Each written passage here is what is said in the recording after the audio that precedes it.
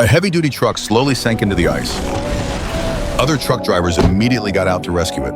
They took out steel cables and connected 3 trucks end to end, but the driver of the last truck made a fatal mistake. His left foot was tightly entangled by the cable. The truck sank deeper, dragging the 2 front trucks backward. The driver of the middle truck slammed on the ground, but it was useless. The last truck was completely submerged in water. At the critical moment of life and death, the driver of the last truck urged her to cut the cable. She shook her head repeatedly. She had no choice but to cut the cable.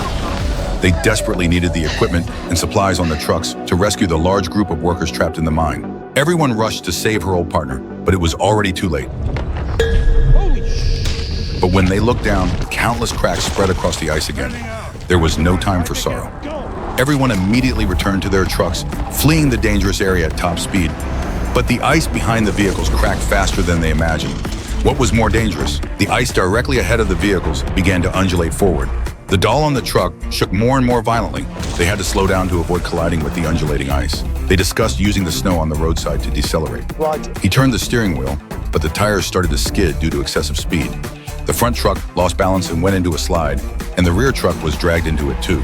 They had been in such a hurry to escape that they didn't have time to untie the cables.